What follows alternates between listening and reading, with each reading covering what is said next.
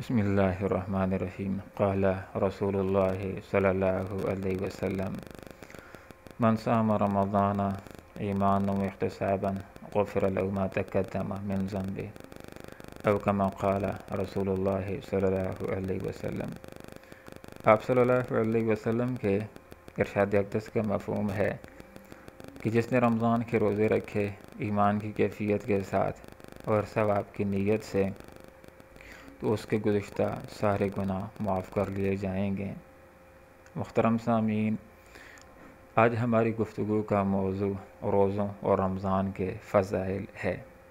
جس کے پر چند نکات کے تحت انشاءاللہ گفتگو کریں گے۔ نمبر 1 روزوں کے فضائل، نمبر 2 رمضان کے فضائل، نمبر 3 تراویح کے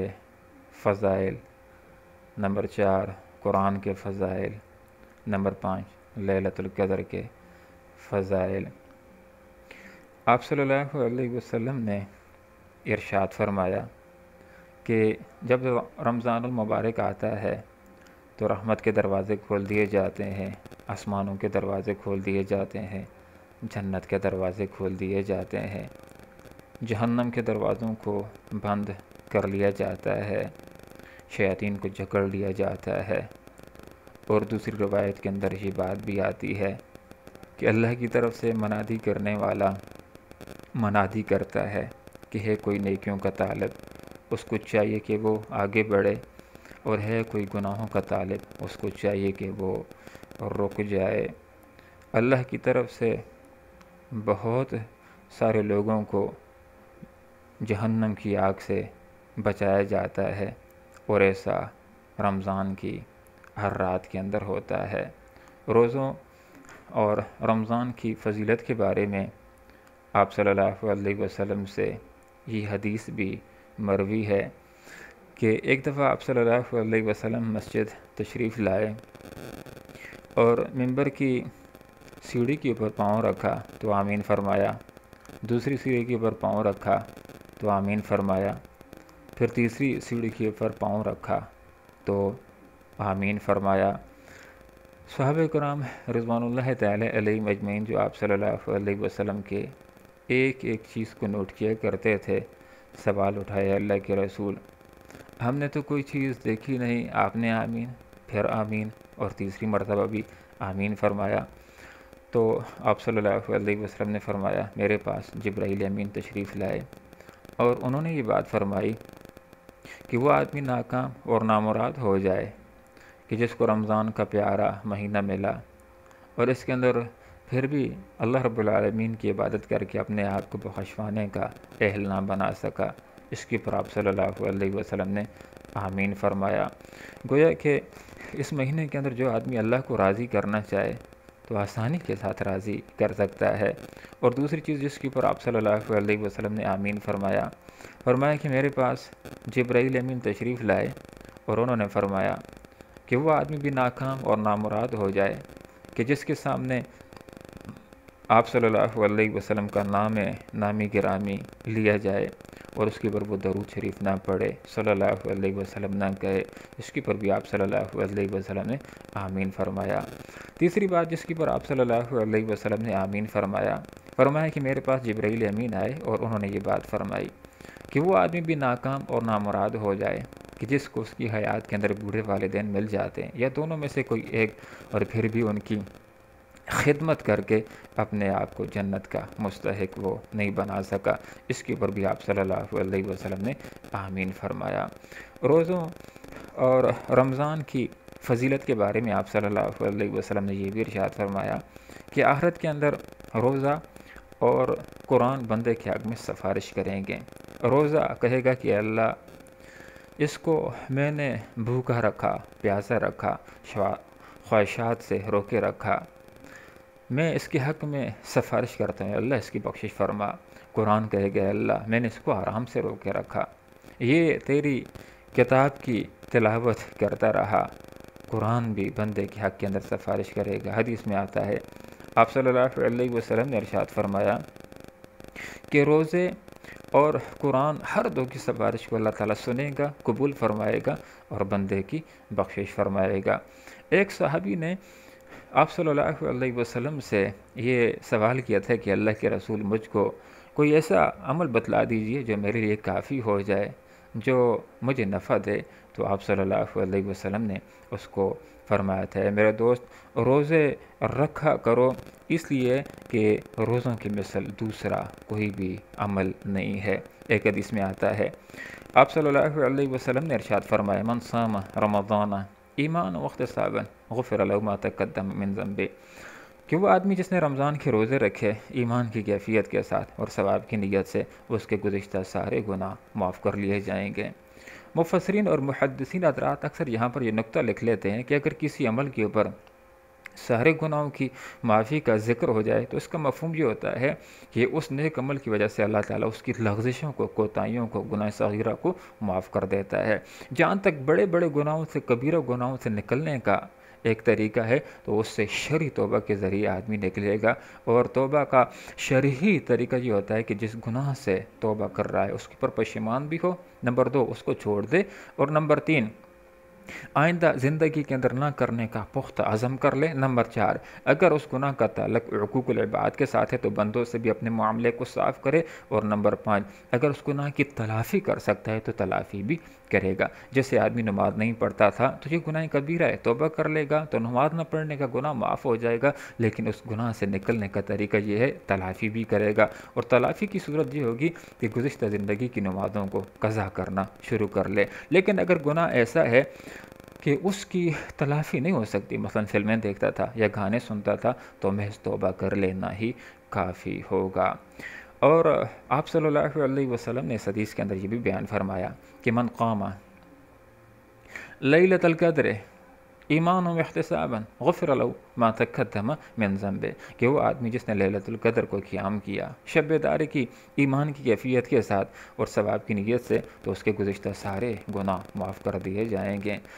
قرآن مجید عظیم الشان کے اندر اللہ رب العالمین نے فرمایا لیلۃ القدر خیر من الف شہر، کہ یہ شب قدر 1000 مہینوں سے بہتر ہے۔ گویا کہ ایک آدمی جو ایک شب قدر کو اللہ رب العالمین کی عبادت کرے گا تو اس کو 83 سال اور 4 مہینے کے برابر عبادت کا اجر و ثواب دے دیا جائے گا۔ حدیث میں آتا ہے آپ صلی اللہ علیہ وسلم نے ارشاد فرمایا کہ جب شب قدر ہوتی ہے تو جبرائیل امین باقی فرشتوں کو لے کر کے اترتے ہیں، اور جہاں پر کوئی بندہ کھڑا، بیٹھا یا لیٹا اللہ رب العالمین کی عبادت کے اندر مصروف ہوتا ہے تو یہ فرشتے اس کے لیے دعائے مغفرت کرتے ہیں۔ یہ رات سراسر سلامتی والی ہوتی ہے یہاں تک کہ صبح طلوع ہو جائے۔ آپ صلی اللہ علیہ وسلم نے ارشاد فرمایا لوگوں شب قدر کو تلاش کرو رمضان کے آخری عشرے کی تاک راتوں کے اندر، 21ویں، 23ویں، 25ویں، 27ویں اور 29ویں۔ اکثر مفسرین کی رائے یہ ہے کہ شب قدر 27ویں شب ہوتی ہے، لیکن شریعت نے اس کو مخفی رکھا ہے تاکہ اس کی تلاش کے اندر لوگ زیادہ سے زیادہ اللہ رب العالمین کی عبادت اور بندگی کر لیں۔ اسی حدیث کے اندر آپ صلی اللہ علیہ وسلم نے یہ بھی ارشاد فرمایا من قام رمضان ایمان و احتسابا غفر له ما تقدم من ذنبه، کہ جس نے رمضان کے اندر قیام کیا، تراویح کی نماز کو پڑھا ایمان کی کیفیت کے ساتھ اور ثواب کی نیت سے، تو اس کے گزشتہ سارے گناہوں کو معاف کر دیا جائے گا۔ محترم دوستو، رمضان اور روزوں کی فضیلت کے بارے میں آپ صلی اللہ علیہ وسلم نے یہ بھی فرمایا کہ ابن آدم کے ہر عمل کو اس کے لیے بڑھایا جاتا ہے 10 گنا سے لے کر کے 700 گنا تک، لیکن رمضان کا معاملہ اس سب سے ہٹ کر کے ہے۔ آپ صلی اللہ علیہ وسلم نے فرمایا کہ یہ اللہ تعالیٰ کا فرمان ہے کہ روزہ میرے لیے اور میں ہی اس کی جزا دوں گا۔ آپ صلی اللہ علیہ وسلم نے ارشاد فرمایا کہ روزے دار کے منہ کی بو اللہ رب العالمین کو مشک کی خوشبو سے بھی زیادہ عزیز اور پسند ہے۔ آپ صلی اللہ علیہ وسلم نے ارشاد فرمایا کہ روزے دار کے لیے 2 فرحتیں ہوتی ہیں، ایک افطاری کے وقت اور دوسری جب اللہ رب العالمین سے ملاقات کرے گا تو اللہ تعالیٰ اس کو جو اجر و ثواب دے گا اس کی وجہ سے اس کو راحت اور فرحت محسوس ہوگی۔ آپ صلی اللہ علیہ وسلم نے ارشاد فرمایا کہ تم میں سے جو روزے کی حالت کے اندر ہو تو اس کو چاہیے کہ نہ گالم گلوچ کرے، نہ بیہودہ باتیں کرے، نہ چیخے چلائے اور نہ لڑے۔ اگر اس سے کوئی لڑائی بھی کرتا ہے تو اس کو چاہیے کہ وہ کہہ دے کہ بھائی میں روزے سے ہوں، بھلا روزے کے اندر لڑنے کا کیا کام۔ آپ صلی اللہ علیہ وسلم نے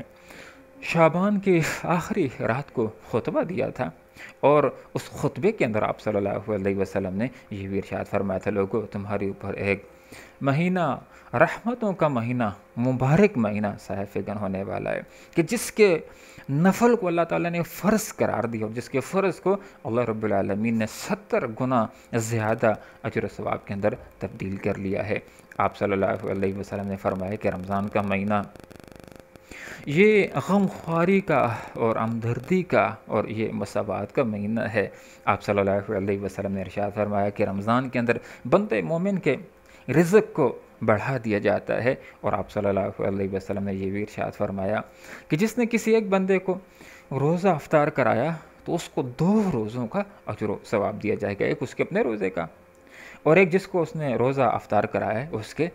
روزے کا، اور جس کو روزہ افطار کرایا گیا ہے اس کے اپنے اجر و ثواب کے اندر کوئی بھی کمی نہیں کی جائے گی۔ صحابہ کرام رضوان اللہ تعالی علیہم اجمعین نے سوال اٹھایا، اللہ کے رسول ہم تو افطاری نہیں کرا سکتے، ہم تو غریب لوگ ہیں۔ آپ صلی اللہ علیہ وسلم نے فرمایا کہ میرے دوستو، اگر کسی کو لسی کے گھونٹ پر یا کچی کے ایک گھونٹ کے اوپر یا کھجور کے ٹکڑے کے اوپر افطاری کرا دو تو افطاری کرانے کا اجر و ثواب تم کو بھی اللہ رب العالمین عنایت کر دے گا۔ ہاں، کسی نے کسی کو سیر کرا کر کے کھانا بھی کھلا دیا تو حوض کوثر سے اللہ تعالیٰ اس کو آخرت میں ایسا سیراب کرے گا کہ جنت میں داخل ہونے تک اس کو کوئی بھی پیاس محسوس نہیں ہوگی۔ رمضان کے مہینے کو اللہ کے رسول صلی اللہ علیہ وسلم نے صبر کا مہینہ بھی قرار دیا ہے۔ آپ صلی اللہ علیہ وسلم نے فرمایا کہ رمضان کا پہلا عشرہ یہ رحمت کا ہے،